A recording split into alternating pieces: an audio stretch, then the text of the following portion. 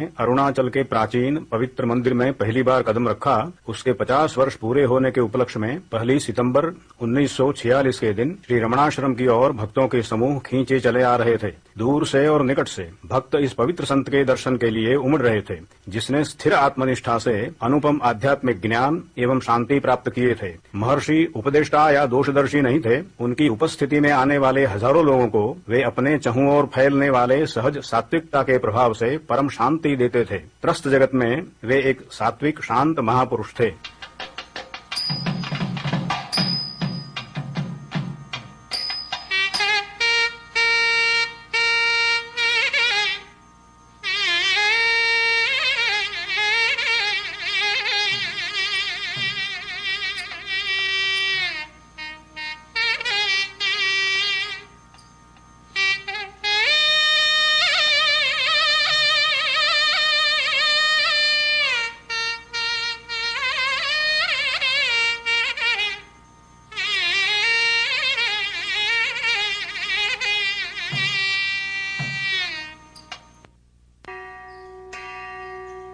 दक्षिण भारत में मदुराई से दक्षिण की ओर 30 मील की दूरी पर स्थित तिरुचुली नाम के छोटे से कस्बे में भगवान शिव का रुद्र दर्शन नाम का महोत्सव प्रतिवर्ष बड़े धार्मिक उमंग के साथ मनाया जाता है।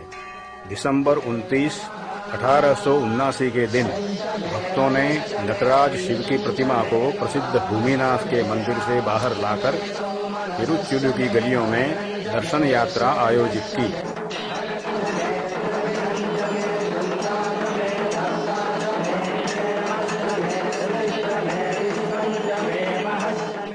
रात्रि के 1 बजे जब महोत्सव समाप्त होने जा रहा था एवं देव प्रतिमा मंदिर में वापस ले जाई जा रही थी, तब मंदिर के समीप एक नवजात शिशु के रोने की स्पष्ट आवाज सुनाई पड़ी। वेंकटरामन नामक एक बालक का जन्म हुआ, जो बाद में भगवान श्री रमण महर्षि के नाम से विश्व में प्रसिद्ध हुए।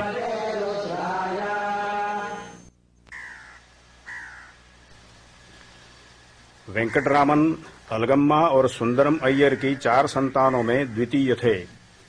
सुंदरम अय्यर न्यायालय में एक सफल वकील थे, जिन्होंने अपने प्रयत्न से उन्नति की थी। वे उस पूरे इलाके में अपनी उदारता एवं बुद्धिमानी के लिए प्रसिद्ध थे। उनके गृह का एक भाग अतिथि एवं यात्रियों के लिए था, जिसमें समुचित साधनों की व्यवस्था थी।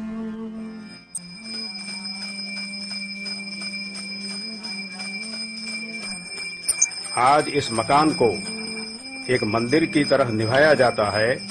उसमें प्रतिदिन पूजा की जाती है और यात्री अक्सर उसकी मुलाकात लेते हैं।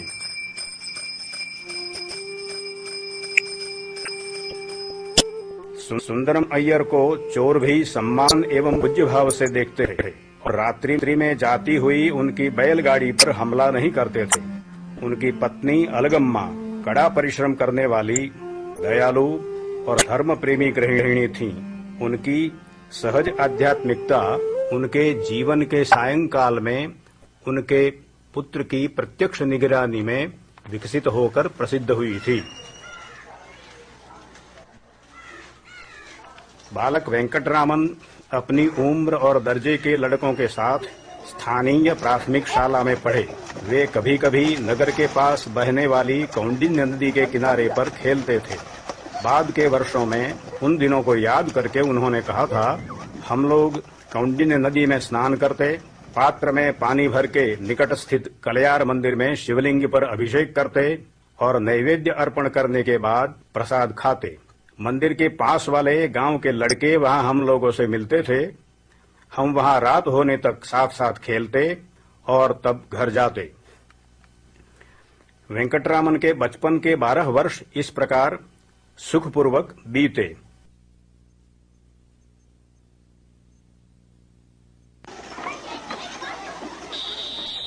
(1891) में डिंडीगुल में रहने वाले संबंधियों के पास उन्हें आगे के शिक्षण के लिए भेजा गया, जहां उन्हें डिंडीगुल म्युनिसिपल हाई स्कूल में दाखिल किया गया। यह नगर तिरुचुली से 70 मील उत्तर की ओर स्थित है और उससे कुछ बड़ा है। 1 साल से थोड़े कम समय तक यहाँ रहने के बाद उनके पिताजी की गंभीर बीमारी का समाचार उन्हें मिला। तुरंत वे घर वापस आए और कुछ ही दिनों के पश्चात फरवरी 1892 के दिन उनके पिता का देहांत हो गया। गृहस्थी चलाने वाला कोई न रहा और परिवार के निभाव के लिए आय भी पर्याप्त नहीं थी। इसलिए वेंकटरामन का परिवार संबंधियों में बंट गया।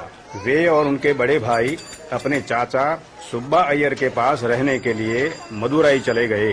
अलगम्मा अपनी पुत्री और सबसे छोटे पुत्र के साथ पास के नगर में दूसरे संबंधी के पास रहने के लिए चली गईं। मदुराई, जो कि प्रसिद्ध मीनाक्षी मंदिर के कारण सर्वत्र जाना जाता है, एक बड़ा प्रवृत्तिशील नगर है। वेंकटराम पहले स्कॉट्स मिडिल स्कूल में दाखिल हुए और जब वहां से वे अमेरिकन मिशन हाई स्कूल में आगे पढ़ने के लिए गए, तब सबको मालूम हो गया कि यह लड़का कभी भी बड़ा विद्वान नहीं बनेगा, क्योंकि वे खेलकूद एवं व्यायाम की प्रवृत्ति को अधिक पसंद करते थे। यदि उनकी स्मरण शक्ति इतनी तेज न होती तो पढ़ाई के प्रति उनके निरुत्साह को देखकर उनके गुरुजन अवश्य चौंक जाते।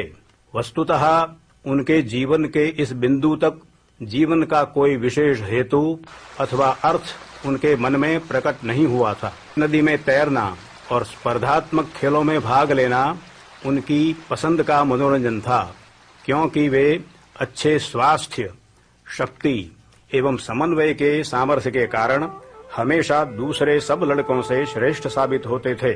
नवंबर 1895 में उनके 16वें जन्मदिन के ठीक पहले उनकी असाधारण नियति का प्रथम संकेत दिखाई पड़ा। एक दिन उम्र में बड़े एक संबंधी से मिलने पर तथा ऐसा पूछने पर कि वे कहां से आ रहे थे, वेंकटरामन उनके अरुणाचल से उत्तर को सुनकर आश्चर्य में पड़ गए। वे जानते थे कि अरुणाचल एक अत्यंत पवित्र स्थान है, लेकिन उन्होंने ऐसा कभी भी नहीं सोचा था कि कोई मनुष्य वहां जा भी सकता है। उनके भावी का दूसरा संकेत जल्दी ही प्रकट हुआ। उनके चाचा अपने मित्र के पास से 63 तमिल संतों का पेरिय पुराणम शीर्षक ग्रंथ लाए थे। वेंकटरामन ने उसे उठाया और जैसे जैसे वे उसे पढ़ते गए, वे आनंदाश्चर्य से भर गए कि ऐसी श्रद्धा, ऐसा प्रेम, ऐसा दिव्य भाव प्राप्त करना संभव है। जीवन में इतना सौंदर्य है। त्याग द्वारा दिव्य परमात्मा से ऐक्य की कथाओं ने उनके हृदय में आदर एवं अनुकरण की भावना भर दी। कुछ महीने बाद पराकाष्ठा आई। अपने चाचा के मकान के पहले मंजिले पर वेंकटरामन बैठे थे। तब उनके जीवन में वह महान रूपांतर संपन्न हुआ। वस्तुतः वह बिल्कुल आकस्मिक था। उन्हें मृत्यु का तीव्र भय हुआ। यद्यपि उनका स्वास्थ्य अच्छा था, सहायता मांगे बिना उन्होंने सिर्फ महसूस किया, मैं मर जाऊंगा। इस आघात ने उन्हें अंतर्मुख बना दिया और वे मृत्यु का अर्थ क्या है, कौन मरता है, यह तो शरीर है जो मरता है, इत्यादि समाधान की अपेक्षा रखने वाले मूलभूत प्रश्नों के विचार में पूर्ण रूप से खो गए। उन्होंने मरे हुए मनुष्य की तरह सोकर, वाणी एवं प्राण को रोककर और शरीर को शव जैसा अकड़ बनाकर मृत्यु की घटना का अनुकरण करते हुए अभिनय किया। अब उनके शरीर को श्मशान में ले जाकर भस्म कर दिया जाएगा। उन्होंने सोचा, मैं अब भी शरीर से भिन्न अपने व्यक्तित्व की पूरी शक्ति का और अपने भीतर मैं के स्फुरण का स्पष्ट अनुभव कर रहा हूं। इस प्रकार उन्होंने स्वानुभव से जाना कि वे शरीर से पर स्थित परम चैतन्य हैं। शरीर मरता है, परंतु चैतन्य को मृत्यु का स्पर्श नहीं होता। उन्हें ऐसा निश्चयात्मक ज्ञान दिया गया कि वे मृत्यु रहित चैतन्य अर्थात आत्मा हैं। उस क्षण से लेकर मैं अर्थात अहम विचार ने अपने जन्म स्थान पर अपना ध्यान केंद्रित किया, जो सारे अस्तित्व का आत्मा या अधिष्ठान है, और उनकी ऐसी तन्मयता अविच्छिन्न बनी रही। बात करते, पढ़ते या और कुछ भी करते समय वे हमेशा अपने भीतर उस परम आत्मा पर केंद्रित रहने लगे। अपने भीतर इस नई चेतना के स्थायी जागरण का अर्थ उनके वैयक्तिक मैं अर्थात अहंकार से पर होना एवं ईश्वर से सायुज्य है।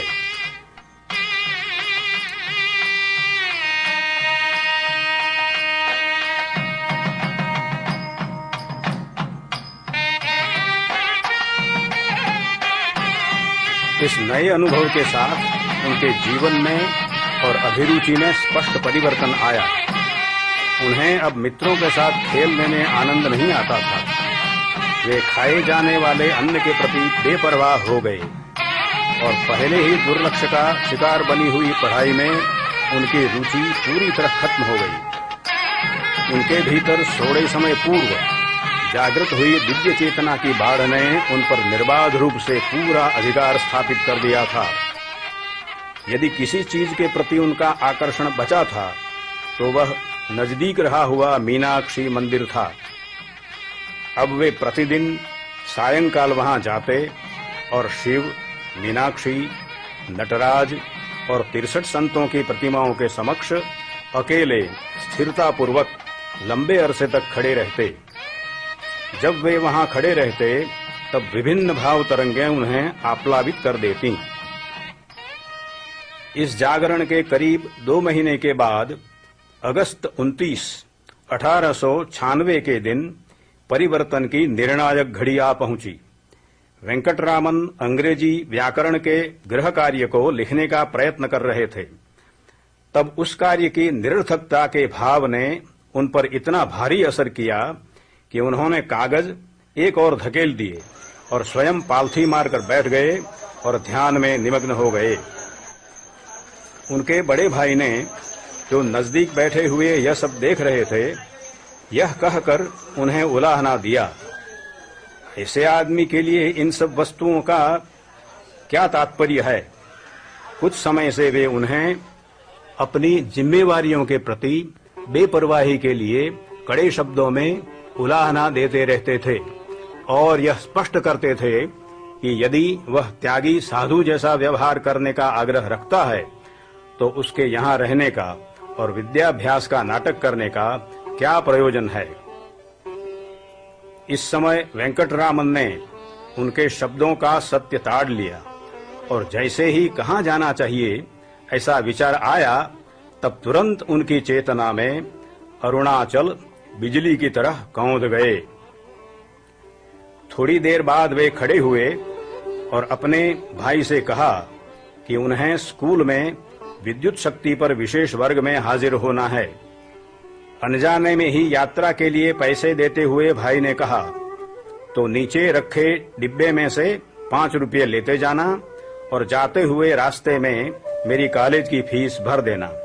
नीचे जाने पर उनकी चाची ने उन्हें भोजन दिया, जिसे उन्होंने जल्दी जल्दी खा लिया। उन्हें 5 रुपये दिए गए। तब उन्होंने एक पुराने नक्शे पर तिरुवन्नामलाई के सबसे पास वाले रेलवे स्टेशन को जानने के लिए दृष्टिपात किया। उन्हें मालूम हुआ कि वह तिंडीवनम था। यद्यपि जहां अरुणाचल पर्वत स्थित है, उस तिरुवन्नामलाई के लिए भी रेल मार्ग बनाया गया था। निम्नलिखित चिट्ठी कबाट में रखते हुए उन्होंने स्कूल जाने के लिए नहीं या कॉलेज की फीस भरने के लिए नहीं, किंतु अपनी खोज के लिए घर छोड़ा। मैं अपने पिता की आज्ञा के अनुसार उनको खोजने के लिए जा रहा हूं। यह एक अच्छे साहस के लिए जा रहा है, इसलिए किसी को भी इस कार्य के लिए शोक नहीं करना चाहिए और इसकी तलाश में पैसे खर्च नहीं करने चाहिए। आपकी कॉलेज की फीस नहीं भरी गई है, 2 रुपये इसके साथ रखे हैं। इस पत्र पर उन्होंने हस्ताक्षर नहीं किए थे।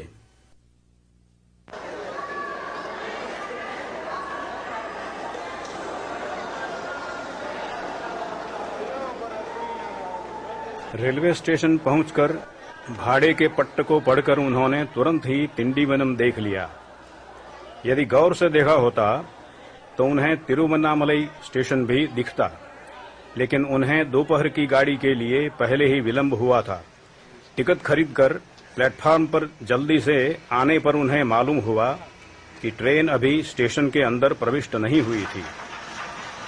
एक बार यात्रा प्रारंभ हुई तो वेंकटरामन यात्रियों के बीच में मौन होकर तथा अपने आनंद गवेषणा के आनंद में मग्न होकर बैठे। कुछ स्टेशन जाने के पश्चात एक दाढ़ी वाले मुस्लिम मौलवी ने उनसे कहा कि वे कहाँ जा रहे हैं।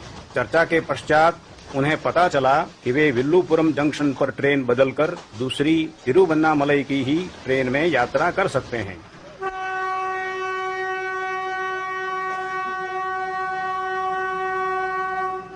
दूसरे दिन उषा काल के पूर्व वे विल्लुपुरम जंक्शन पहुंचे। सुबह होते ही वे नगर में गए और तिरुवन्नामलई जाने वाले मार्ग को बताने वाले संकेतों को खोजने लगे, क्योंकि अब शेष दूरी चलकर ही तय करने का निर्णय उन्होंने कर लिया था।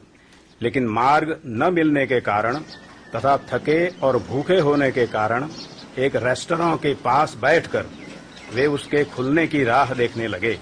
वहां थोड़ा नाश्ता करके वे रेलवे स्टेशन वापस आए और मंबलपट्टू का टिकट खरीदा, क्योंकि शेष पैसों से वे वहीं तक रेल यात्रा कर सकते थे। अपराह्न में वे मंबलपट्टू पहुंचे और वहां से रेलवे लाइन से ही अपने गंतव्य की ओर चल दिए। 10 मील की पैदल यात्रा उन्होंने तिरुकोयलूर तक ले आई। अब शाम हो चुकी थी और उनके सामने अरयन्नी नल्लूर का एक बड़े प्रस्तर खंड पर बांधा हुआ प्राचीन मंदिर था। यहाँ से यशस्वी संत ज्ञान संबंधर ने 1000 वर्ष पूर्व प्रथम बार पवित्र अरुणाचल की झांकी की थी।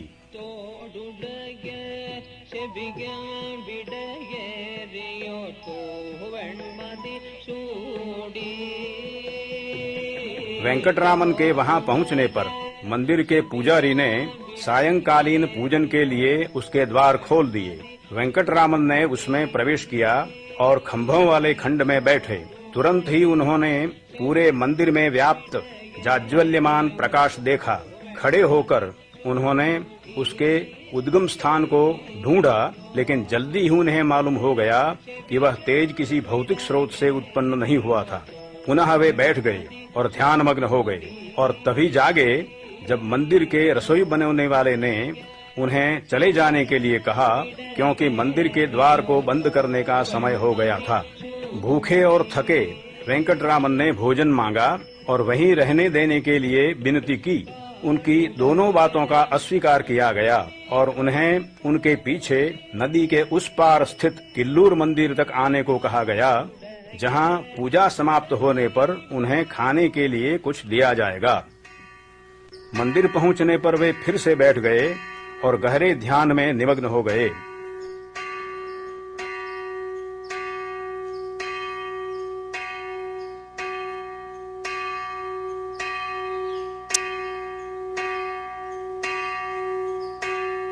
नौ बजे पूजन पूर्ण हुआ और रात्रि भोजन परोसा गया। फिर से उन्होंने कुछ खाने के लिए देने की प्रार्थना की।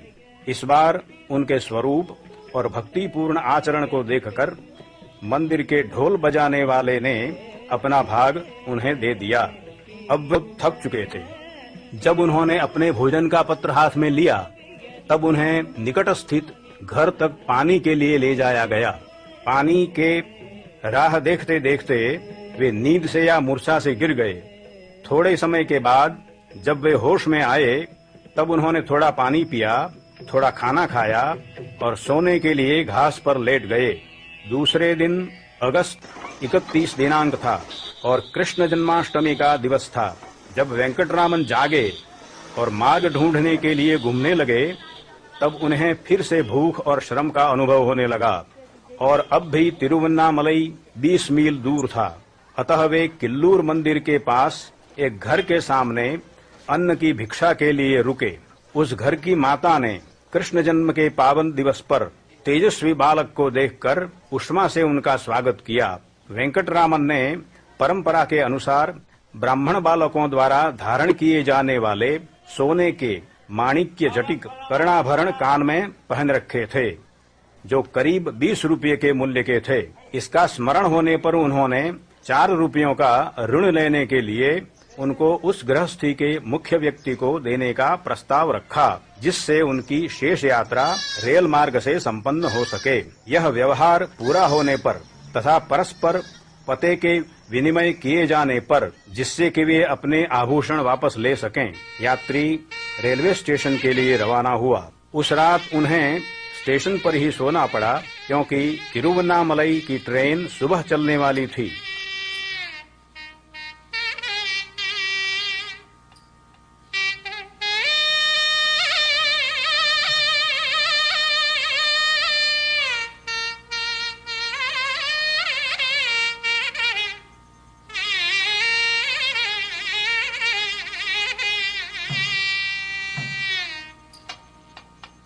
दिनांक 1 सितंबर 1896 की सुबह में घर छोड़ने के 3 दिन पश्चात आखिर वे अपने मुकाम पहुंचे।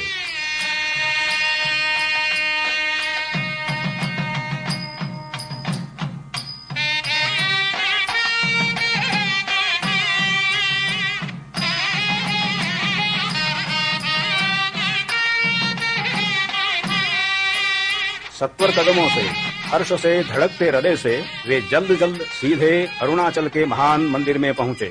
मौन स्वागत का संकेत देते हुए 3 ऊंची मंदिर के बाहर की दीवारों के द्वार तथा अन्य सारे प्रवेश द्वार, भीतर के गर्भगृह का द्वार भी खुले हुए थे।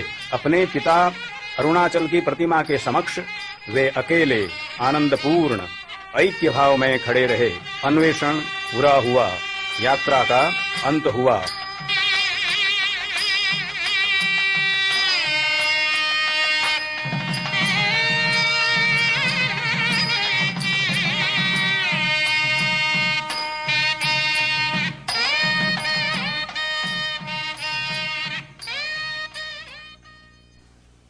मंदिर से निकलकर वेंकटरामन नगर में चलते हुए अय्यनकुलम तालाब पहुंचे, जिसमें उन्होंने अपने पास की सब चीजें 3.5 रुपयों के फुटकर के साथ फेंक दी।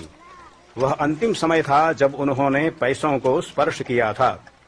नीचे के वस्त्र को निकालकर उसमें से अपने उपयोग के लिए कौपीन जितनी एक पट्टी निकाल ली और शेष भाग जलाशय में डाल दिया।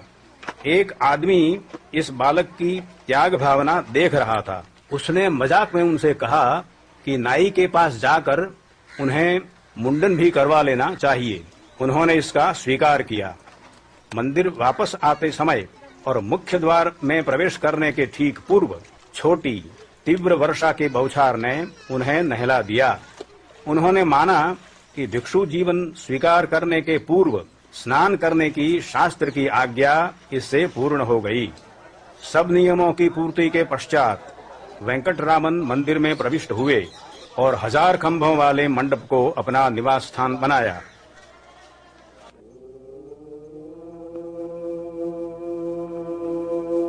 अपने आप को सत्ता के आनंद में पूर्णतया निमग्न करके उन्होंने अहंकार का त्याग कर दिया।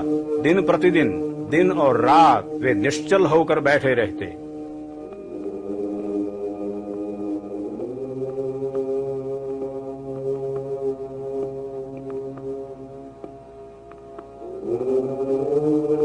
कुछ सप्ताहों तक आनंद मग्न और मौन रहकर इसी स्थिति में वे रहे।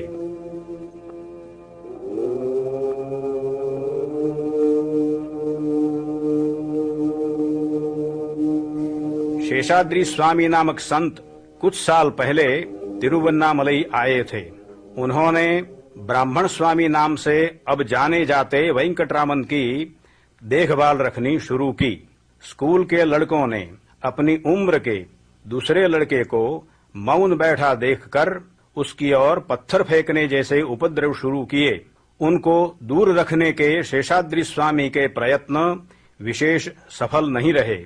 इसलिए ब्राह्मण स्वामी ने 1000 खंभों वाले उस खंड में स्थित भूगर्भ में आए पाताल लिंग के छोटे मंदिर में आश्रय लिया।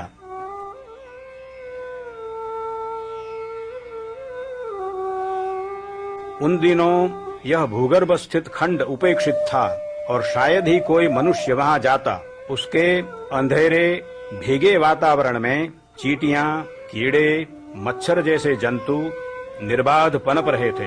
उन्होंने इधर कोने में बैठे वेंकटरामन के शरीर को अपना शिकार बनाया। उनकी झांगों में घाव हो गए और उनमें से खून एवं मवाद बहने लगा।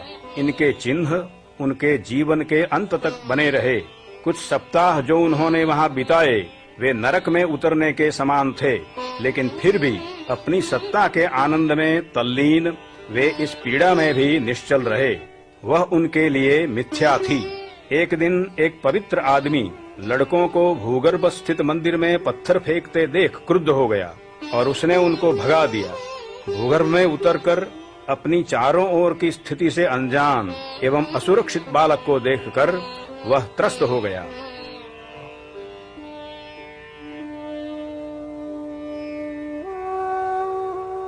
तब ब्राह्मण स्वामी के शरीर को उठाकर बाहर निकाल के निकटवर्ती सुब्रह्मण्यम के मंदिर में ले जाया गया।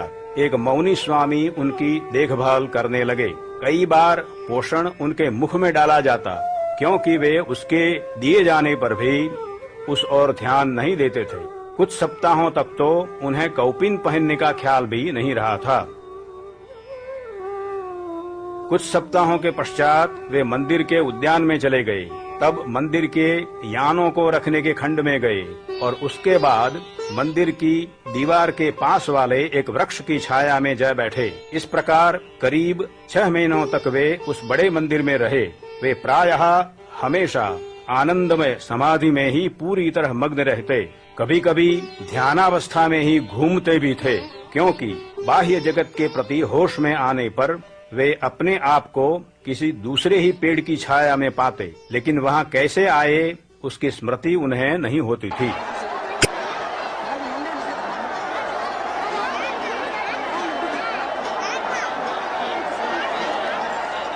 प्रतिवर्ष नवंबर दिसंबर में मनाए जाने वाले कार्तिकेयी महोत्सव में हजारों यात्रियों को अरुणाचल आकृष्ट करता है।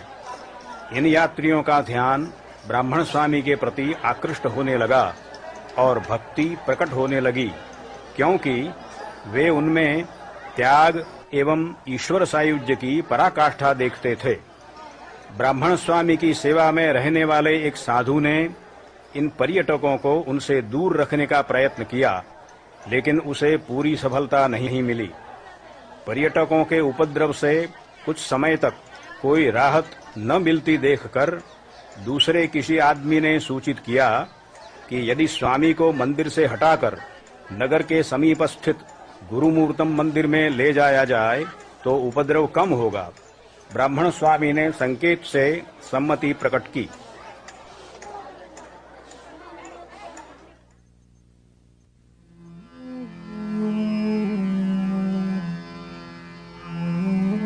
फरवरी 1897 में तिरुवन्नामलई आने के लगभग 6 महीने पश्चात उन्होंने अरुणाचल मंदिर छोड़ा और गुरुमूर्तम में रहने लगे। उनके जीवन पद्धति में कोई परिवर्तन नहीं आया। अपनी इंद्रियां एवं मन को दिव्य आत्मा में विलीन करके वे इस मंदिर में भी बैठे रहते।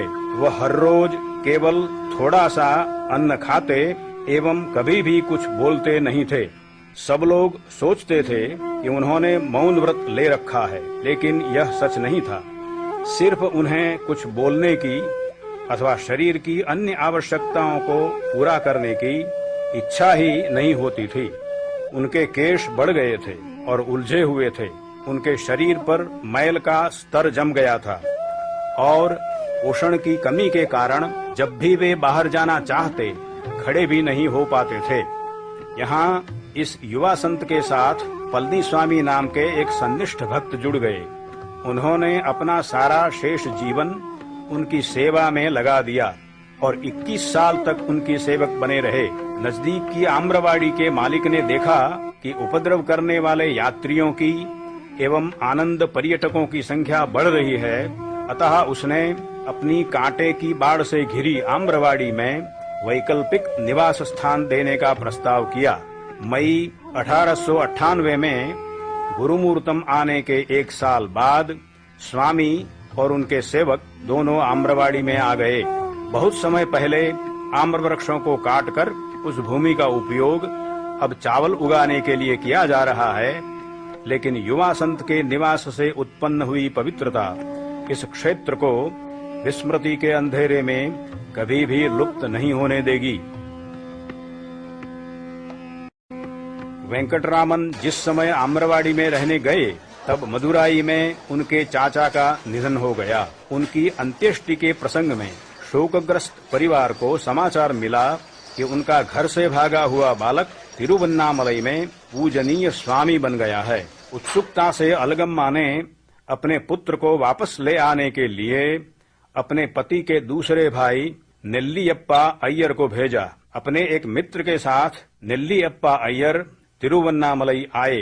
अपने भतीजे की ऊंची अवस्था देखकर उनका हृदय भावना से द्रवित हो गया, लेकिन उसकी शारीरिक स्थिति देखकर वे बड़े दुखी हुए।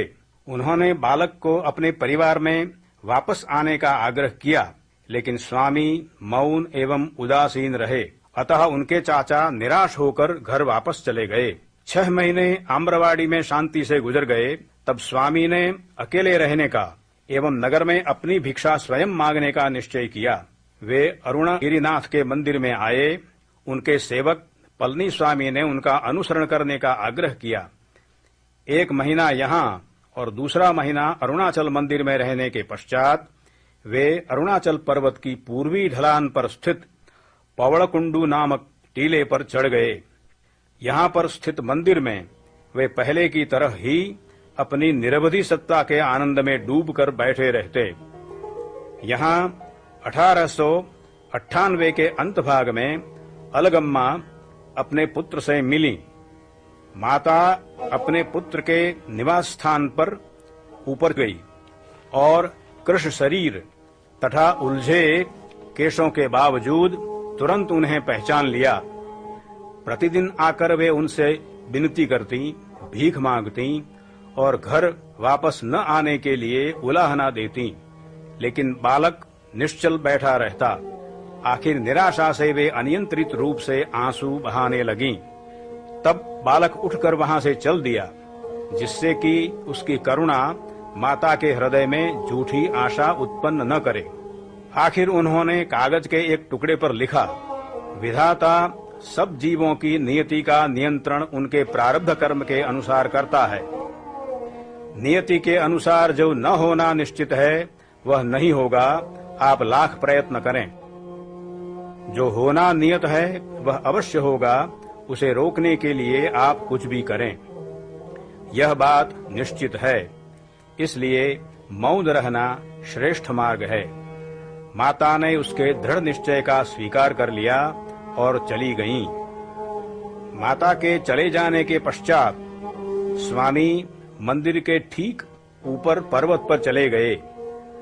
बदलती परिस्थिति के अनुसार 1922 तक वे इस ढलान के एक से दूसरी गुफा में निवास बदलते रहे।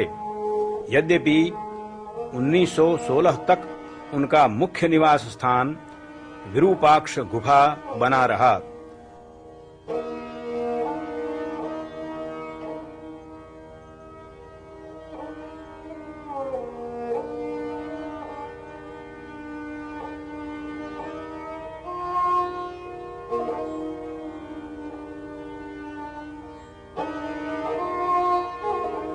तेरहवीं शताब्दी के संत विरूपाक्ष के अवशेष इस गुफा में गाड़े गए हैं। इसके पास से एक झरना बहता है। दुर्भाग्य से ग्रीष्म ऋतु में यह गुफा असह्य रूप से गर्म हो जाती है और झरना सूख जाता है। अतः गर्मी के दौरान स्वामी और उनके अनुयायी नजदीक स्थित आम्र वृक्ष वाली गुफा में चले जाते, जो तुलनात्मक रूप से अधिक शीतल और उसके निकट एक जल का निरंतर उपलब्ध साधन था।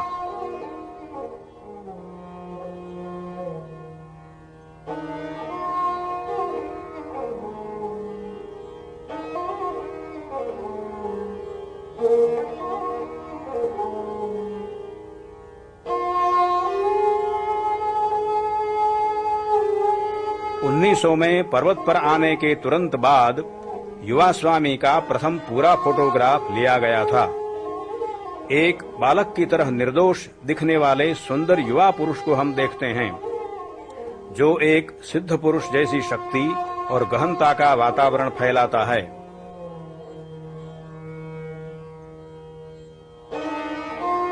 पर्वत पर निवास के प्रारंभिक वर्षों में स्वामी ने मौन जारी रखा था। उनकी आकर्षण शक्ति ने भक्तों का एक समूह उनके पास ला दिया था और इस प्रकार एक आश्रम अस्तित्व में आया था। वे प्रसंगवशात अपने शिष्यों के लिए कुछ स्पष्टीकरण तथा बोधवचन लिखते थे, लेकिन उनके न बोलने के कारण उनका उपदेश रुकता नहीं था, क्योंकि उनका शिक्षण कार्य मौन से अधिकतम प्रभावशाली रूप में चलता रहता था। उनके पास बैठने मात्र से चंचल व्यग्र मन शांत हो जाता था और दीर्घ काल से प्रत्याशित आध्यात्मिक अनुभव अपने आप होने लगते थे। यह पारदर्शी एवं रूपांतर करने वाला मौन युवा ऋषि का प्रमुख लक्षण बन गया था। प्रथम पाश्चात्य मुलाकाती F.H. हम्फ्री एक अंग्रेज पुलिस अफसर थे। उन्होंने इस प्रभाव का वर्णन किया था। गुफा पहुंचने पर हम सब उनके सामने उनके चरणों के पास बैठ गए। कोई कुछ बोला नहीं। इस तरह हम लंबे समय तक बैठे रहे और मैंने अपने आप से ऊपर उठने का अनुभव किया। आधे घंटे तक मैं महर्षि की आंखों में देखता रहा। उन आंखों में गहरे ध्यान के भाव में कोई परिवर्तन नहीं हुआ। मैं केवल इतना अनुभव कर सका कि उनका शरीर वह पुरुष नहीं था, वह ईश्वर का साधन था, केवल निश्चल बैठा हुआ शव जिसमें से ईश्वर अत्यंत तीव्रता से प्रकाशित हो रहा था। मेरे अपने भाव अवर्णनीय थे। 1902 में शिव प्रकाशम पिल्लई सरकारी काम के संबंध में तिरुवन्नामलई आए। युवा संत के बारे में सुनकर तुरंत वे उनसे मिलने पर्वत पर गए और प्रथम मुलाकात में ही हृदय खो बैठे। उन्होंने 14 प्रश्न पूछे और चूंकि स्वामी अब भी मौन ही रहते थे, प्रश्नोत्तर लिखित रूप में ही हुए, जिन्हें बाद में विस्तृत रूप देकर व्यवस्थित लेख के रूप में मैं कौन हूं शीर्षक पुस्तिका के रूप में प्रकट किया गया। इस छोटी सी पुस्तिका में उनके प्रारंभिक उपदेश संग्रहित हैं और तब से लेकर उनके सब उपदेशों का सार मानी जाती है। स्वामी के प्रारंभिक भक्तों में अत्यंत विलक्षण प्रतिभा संपन्न भक्त एवं त्यागी तपस्वी गणपति नाम के प्रसिद्ध कवि थे। वे अत्यंत सन्निष्ठ मनुष्य, उनकी उपस्थिति ही आदर और पूज्य भाव प्रेरित करती थी। 1903 में 25 वर्ष की युवा वय में तिरुवन्नामलाई को तप के लिए उपयुक्त स्थान मानकर वे यहाँ आ गए थे। 1907 में उन्होंने बड़े बड़े संदेह को अपने मन में देखा और एक दिन अपराह्न की गर्मी में मन में बड़े उद्वेग के साथ वे पर्वत पर स्वामी के पास गए, उनके चरणों में गिरकर शरणागत हुए और भाव गदगद वाणी से कहा, जो कुछ पढ़ने योग्य था वह सब मैंने पढ़ लिया है। वेदांत शास्त्र को पूरी तरह जानता हूँ और हृदय संतुष्ट हो तब तक जप किया है। फिर भी आज तक मैं नहीं समझ सका हूँ कि तप क्या है, इसलिए मैं आपके चरणों की शरण में आया हूँ। तप के सच्चे स्वरूप को स्पष्ट रूप से समझाने की प्रार्थना करता हूँ। स्वामी ने 15 मिनटों तक अपनी स्थिर दृष्टि से मौन रहकर उन्हें देखा। स्वामी 15 मिनट तक मौन रहकर स्थिर दृष्टि से उनकी ओर देखते रहे। तब कहा, यदि मनुष्य मैं का भाव कहाँ से उत्पन्न होता है यह देखे तो चित्त उसमें लीन हो जाता है, वह तप है। जब मंत्र जप किया जाता है तब यदि मनुष्य मंत्र की ध्वनि जहाँ से प्रकट होती है उसे देखे तो चित्त उसमें विलीन हो जाता है, वह तप है। स्वामी में से प्रवाहित होने वाली मन को अनायास अभिभूत शांत कर देने वाली अनुग्रह शक्ति ने एवं इस उपदेश ने मुनि के हृदय में अवर्णनीय आनंद भर दिया। उन्होंने स्वामी के अलौकिक महात्म्य के विषय में संस्कृत श्लोक रचना प्रारंभ की और सबके प्रति यह उद्घोषित किया कि अब से लेकर स्वामी को भगवान श्री रमण महर्षि के नाम से संबोधित किया जाएगा। तब से लेकर के रमण नाम का प्रयोग प्रचलित हो गया और महर्षि की उपाधि भी प्रचलित हो गई, जिसका अर्थ महान ऋषि होता है। लेकिन गुणवाचक विशेषण भगवान भक्तों में धीरे धीरे प्रचलित हुआ, जिसका अर्थ देव होता है।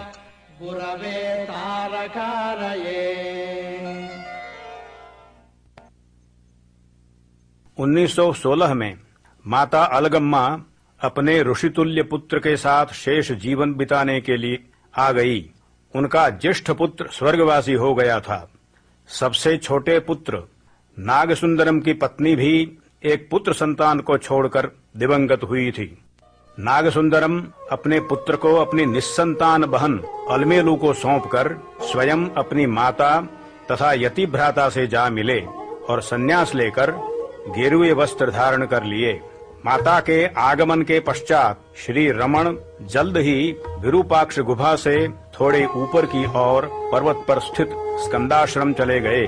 माता ने आश्रम की पाकशाला की जिम्मेवारी अपने सिर ले ली और अपने पुत्र से उत्तम आध्यात्मिक शिक्षा ग्रहण करने लगीं, जिसे अब वे दिव्य पुरुष मानने लगी थीं। स्कंदाश्रम में अपने जीवन के अंतिम वर्षों में उन्होंने अंतस्फूर्ति से जान लिया था कि उनकी मुक्ति का आधार उनके पुत्र पर था, जो अब उनका एकमात्र सहारा था।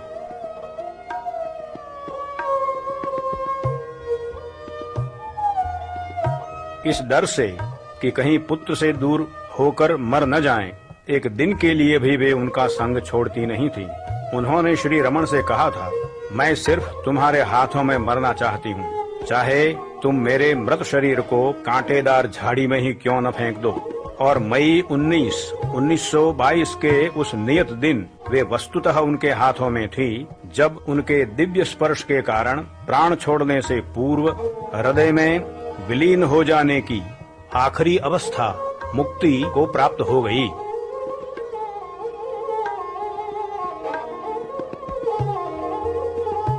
श्री कुंजू स्वामी, जो स्कंदाश्रम में माता की अंतिम क्षणों के साक्षी थे, उस दृश्य का वर्णन करते हैं।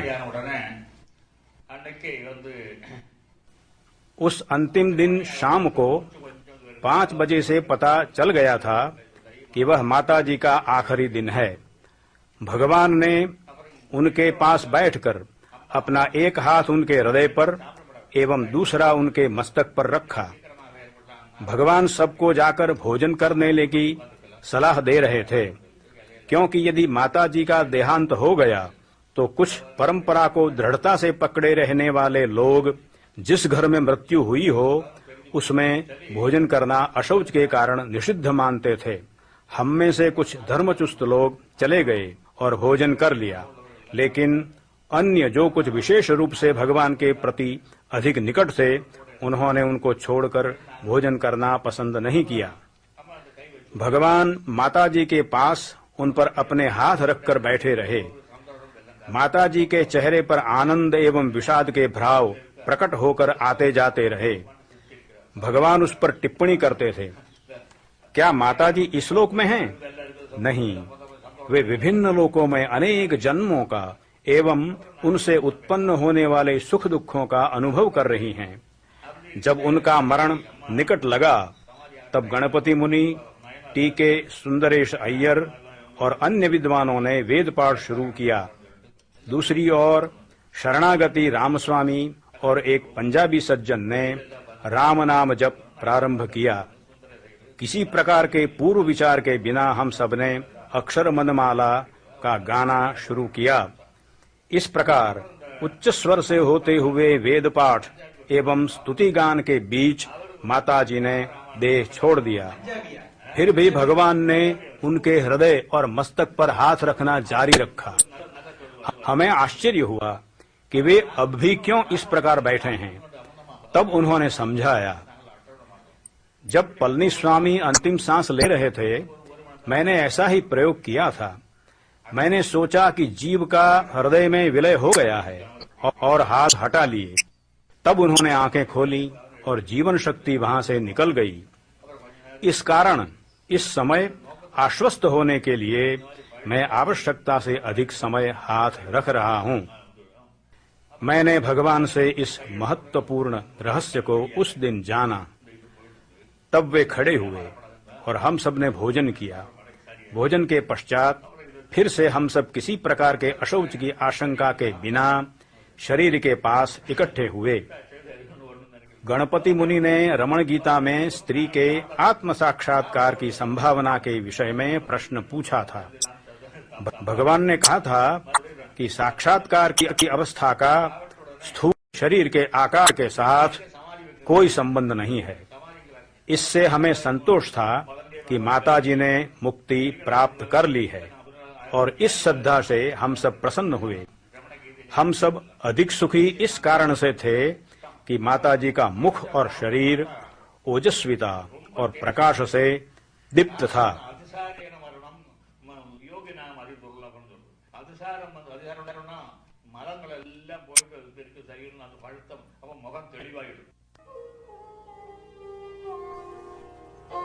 माता का शरीर नीचे दक्षिण की ढलान के पास समतल भूमि पर ले जाया गया और एक मुक्त ज्ञानी के योग्य सब धार्मिक संस्कार एवं विधियों के साथ वहां गाड़ा गया। समाधि पर छोटा मंदिर बनाया गया और श्री महर्षि प्रायः हर रोज वहां आकर बैठते। उनके भाई वहीं बस गए और कुछ महीनों के पश्चात श्री महर्षि भी नीचे आए और वहीं रहने लगे। स्कंदाश्रम के अन्य सब भक्तों ने भी महर्षि का अनुसरण किया और इस तरह श्री रमणाश्रम की स्थापना हुई। शुरू में वहां माताजी की समाधि पर सिर्फ एक घास की छप्पर वाली कुटिया बनाई गई, लेकिन जैसे जैसे भक्त वहां आने लगे उनके निवास के लिए आवास खंड बांधे गए। एक 40 बाय 15 फीट का खंड श्री महर्षि के रहने के लिए बनाया गया और यद्यपि वे हर तरह की सादगी पसंद करते थे तो भी एक कोच उनके बैठने के लिए आग्रह पूर्वक रखा गया। यह खंड 24 घंटों के अधिकांश समय के लिए उनका घर बन गया।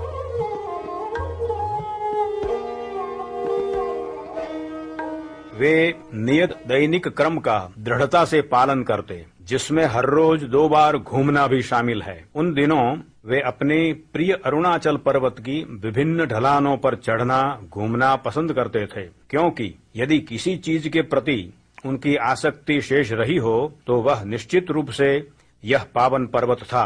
वे उससे प्रेम करते और कहते कि यह पर्वत स्वयं ईश्वर है, आध्यात्मिक हृदय एवं पृथ्वी का केंद्र है।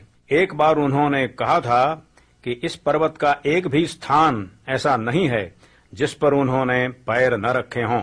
भक्तों को भी वे इस पर्वत की 8 मील की परिक्रमा करने के लिए प्रोत्साहित करते थे, क्योंकि प्राचीन समय से इसकी प्रदक्षिणा करना एक बड़ी शक्तिशाली आध्यात्मिक साधना मानी जाती है।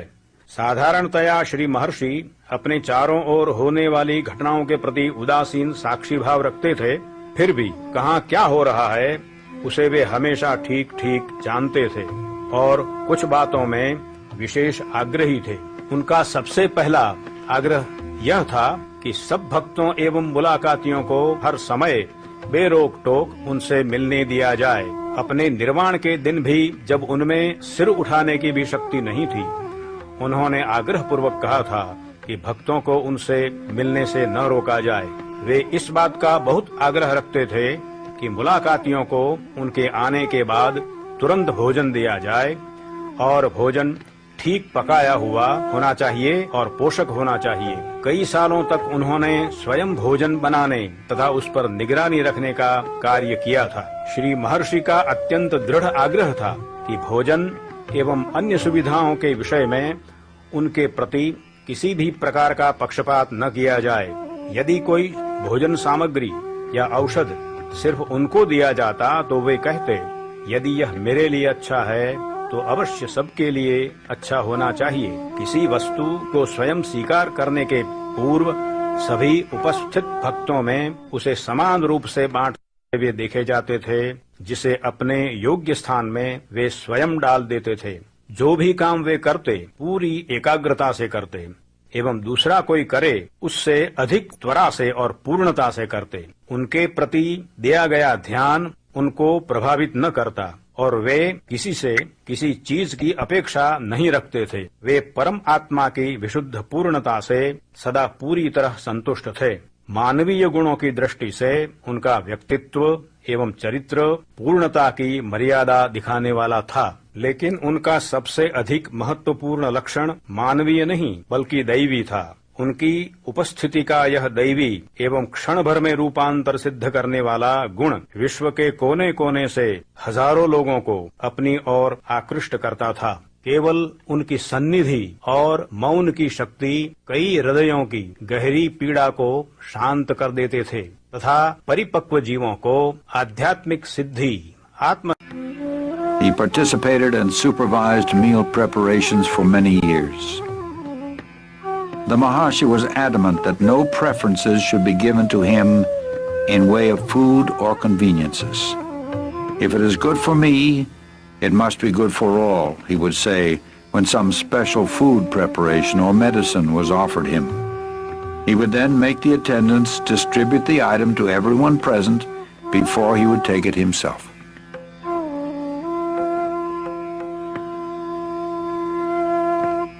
In his company, one would notice a total absence of distinction between men and women of different castes and creeds, of different races and religions, between a prince and a peasant, an ascetic and a householder.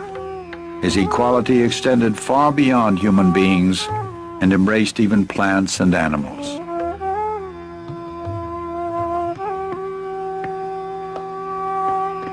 His love for and affinity with animals can be compared only to that wonderful child of Christ, St. Francis of Assisi.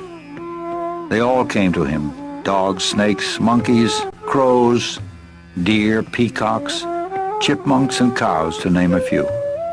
Their silent language was known to him, and when he spoke, they understood and obeyed. He arbitrated the monkeys' quarrels.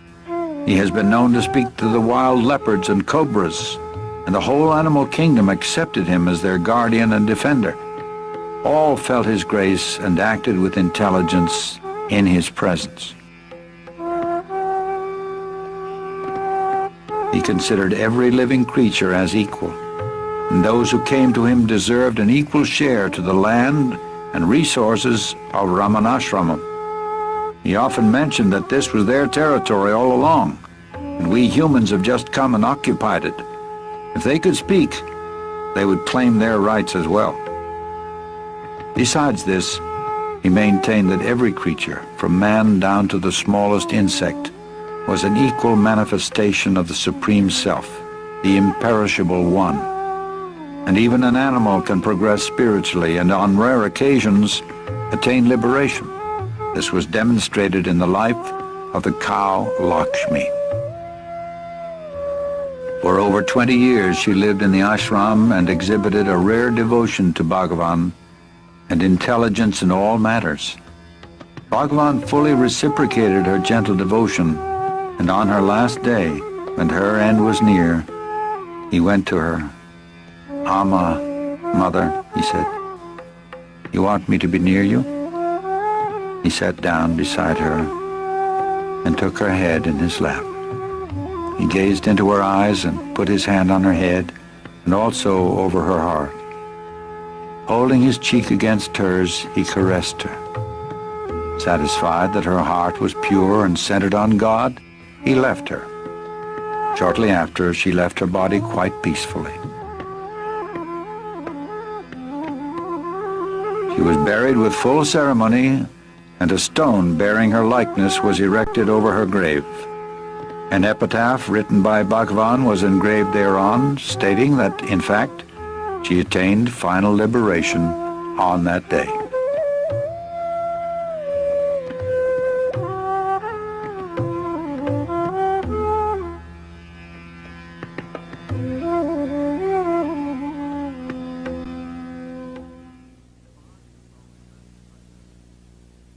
The Maharshi was always very tidy and clean. He was invariably punctual, and his frugality was flawless. Nothing ever went to waste. He was often seen bending over to retrieve a lone grain of rice and return it to its proper place.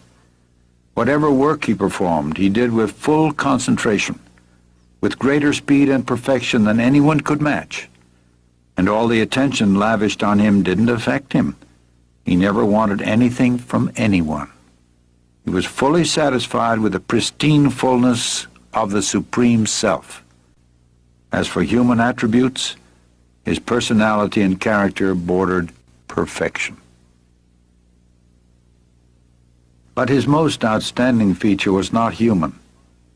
It was divine. It was that divine transforming quality of his presence that attracted thousands to him from all corners of the world. His very presence, his silence, quelled the agony of many hearts and transported mature souls to the realm of spiritual fulfillment, self-realization.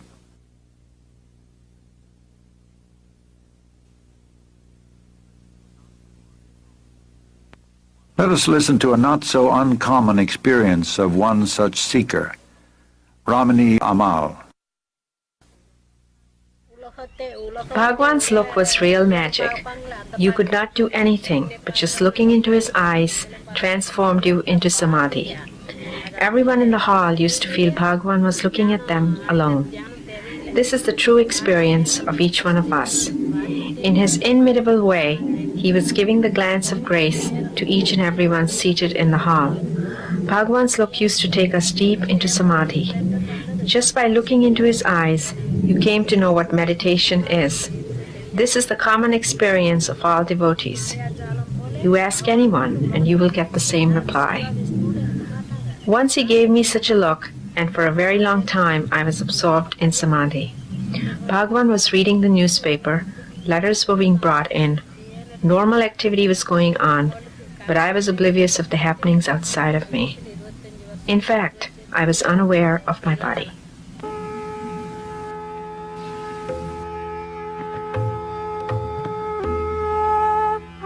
The sincere seekers flocked to him, and the intensity of their sincerity was reciprocated in full in an unseen manner, known only to the seeker.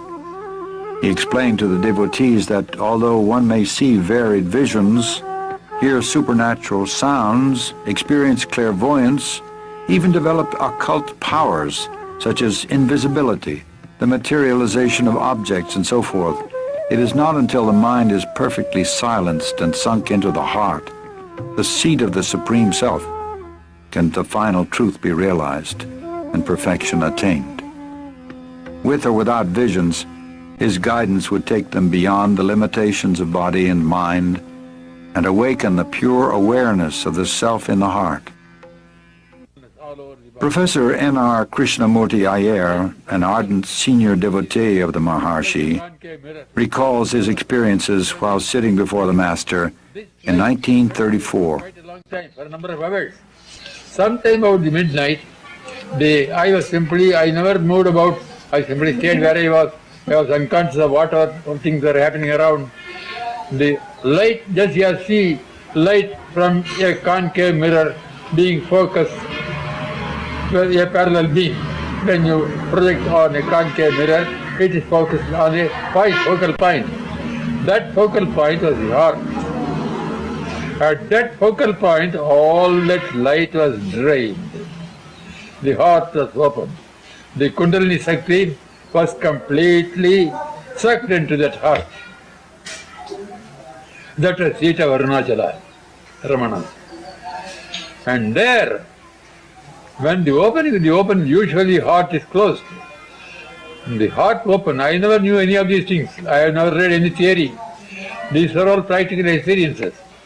When throughout the night, immediately, there gushed forth a flood of nectar from the heart. It drenched every pore of my skin. It drenched my whole physical system. It poured out, went on coming out in great floods. The whole universe was filled. The fun of it was, my awareness was not in the body. My awareness was over the whole of the space, filled by that nectar. The whole universe was nectar. Nectar, I call it ether. You may give it a name, something very subtle, but alert with awareness at every point.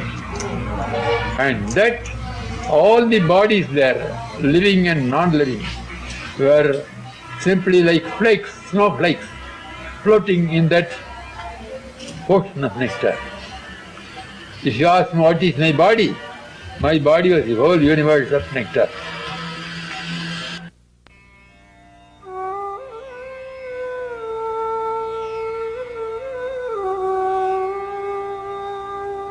By his look and the power of his presence, he effected subsidence of the mind and the experience of the one perfect reality. He often said that the true teaching was in silence, but this does not mean verbal expositions also were not given. And although he authorized many different methods of spiritual practice, he, however, laid the greatest emphasis on the path of self-inquiry. The first and foremost of all thoughts that arise in the mind is the primal I thought. It is only after the rise or origin of the I thought that innumerable other thoughts arise. Search by means of a deeply introverted mind wherefrom this I arises. If we go inward questing for the source of the I topples down, and immediately another entity will reveal itself proclaiming I. Even though it also emerges saying I, it does not connote the ego, but the one perfect existence.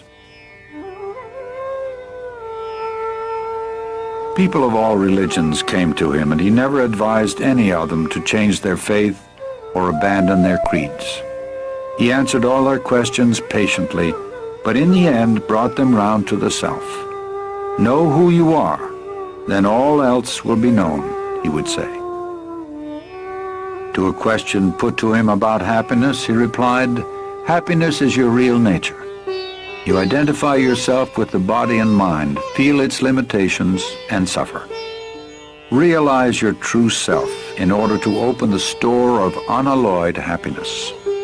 That true self is the reality, the supreme truth, which is the self of all the world you now see, the self of all the selves, the one real, the supreme, the eternal self, as distinct from the ego or the bodily idea for the self.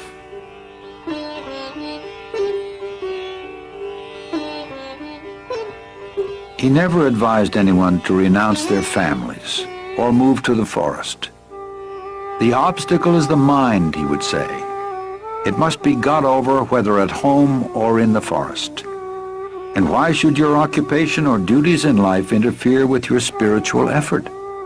By giving up activities is meant giving up attachment to activities or fruits thereof, giving up the notion, I am the doer.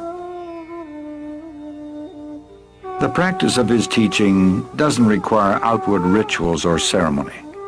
It takes one straight to the source of one's own being, which is the source from whence all religions spring and must ultimately resolve.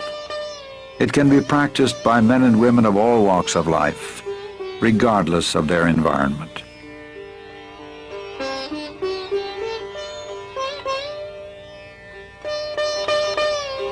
The Maharishi lived what he taught.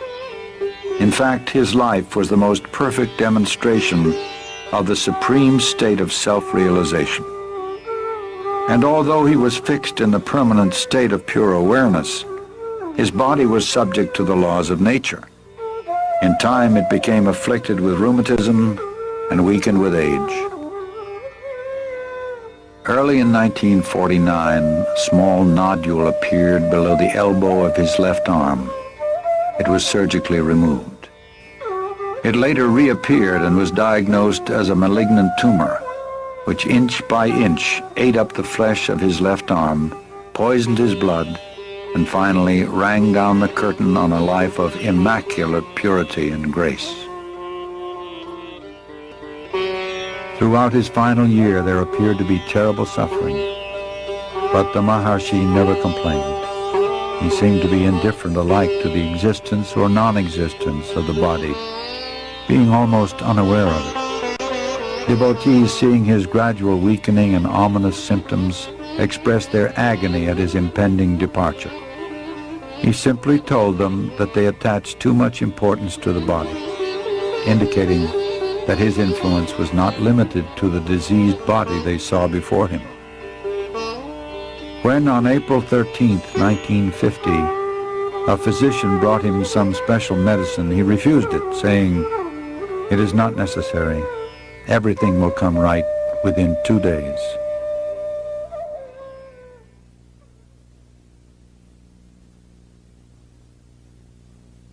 The next day, a long crowd filed past the open doorway. The disease-racked body they saw there was shrunken, the ribs protruding, the skin blackened. It was a pitiable vestige of pain.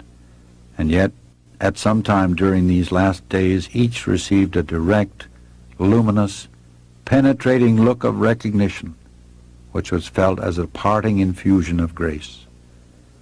They say that I am dying, but I am not going away. Where could I go? I am here. He repeated this several times, implying clearly that the end of his body would not interrupt the grace and guidance. And that evening, moments before the end came, unexpectedly, a group of devotees sitting outside the hall began singing Arunachala Shiva.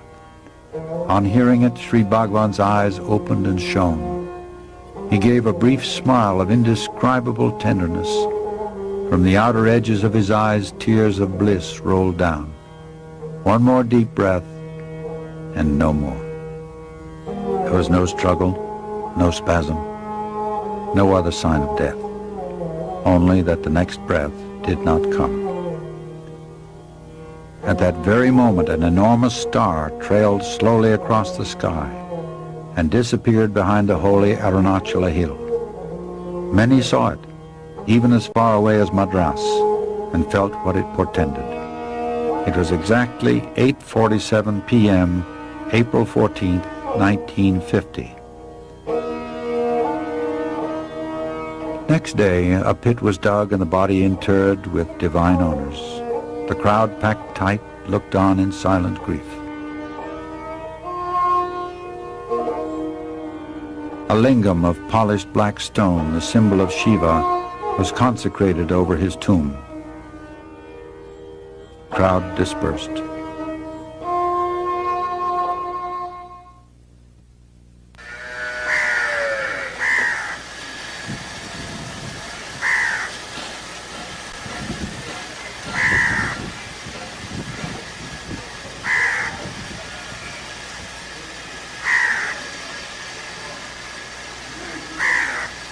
After the first shock of bereavement, devotees slowly began to be drawn back to Tiruvannamalai.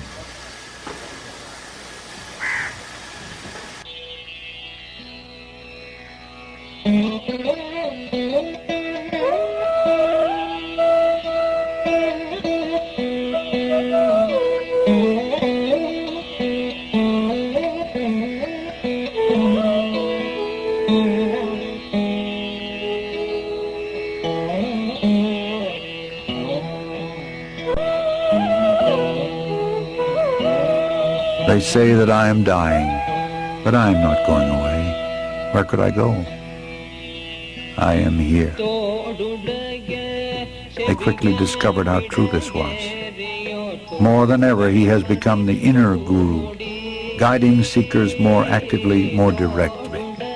The devotees, wherever they may be, find his grace and support, his inner presence, not merely as potent, but even more potent than ever before.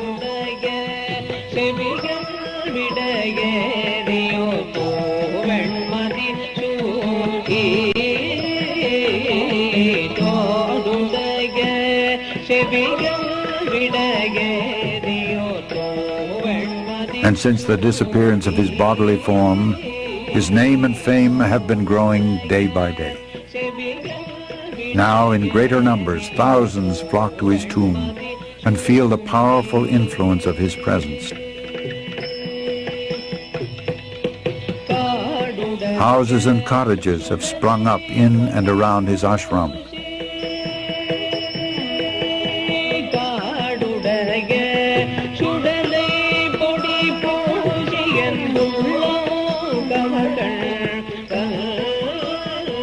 The temple built over the mother's remains has become surcharged with a palpable spiritual force.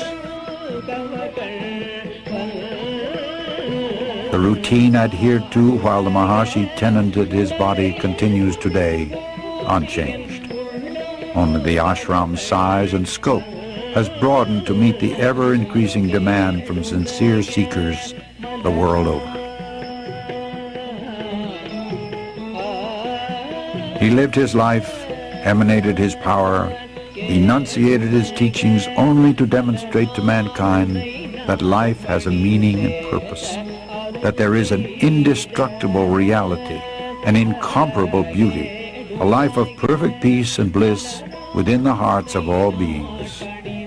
He is the embodiment of that.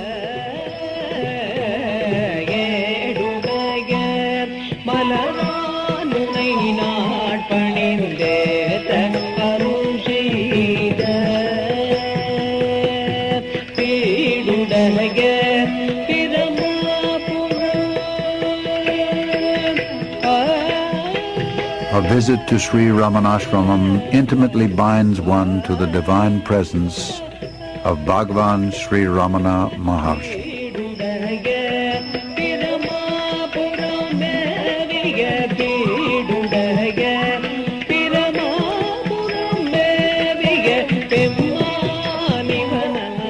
That presence is in fact all-pervasive.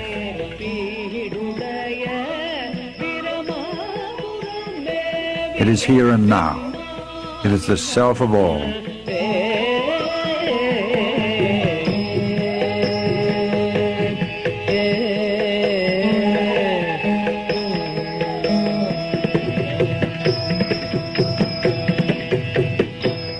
Happiness is your real nature. Realize your true self in order to open the store of unalloyed happiness.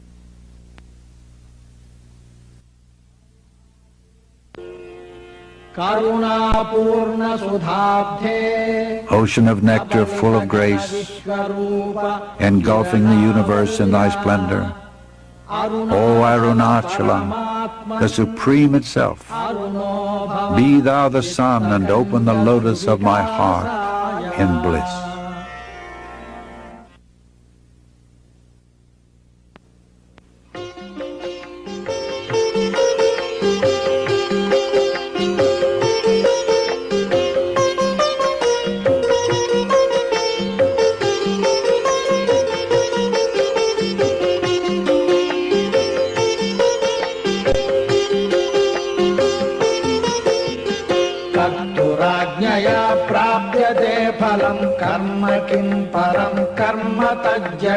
कृतिमहोदधौ पतनकारणं फलमशाश्वतं गतिनिरोधकम् ईश्वरार्पितं नेच्छया कृतं चित्तशोधकं मुक्तिसाधकं कायवाङ्मनः कार्यमुत्तमं पूजनं जपश्चिन्तनं क्रमात्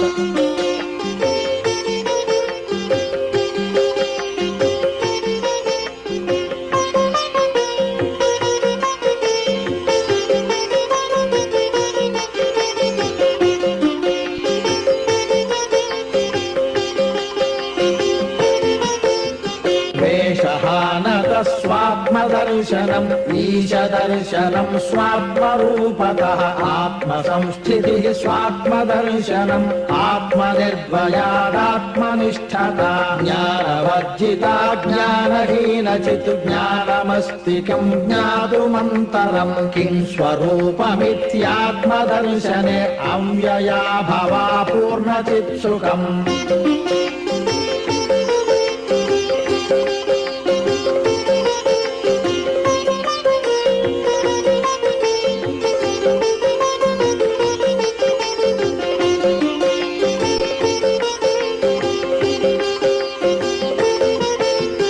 बन्धमुक्त्यतीतं परं सुखं विन्दति हजीवस्तु दैविकः अहमपेतकं निजविभानकं महदिदं तपोरमणवागियम्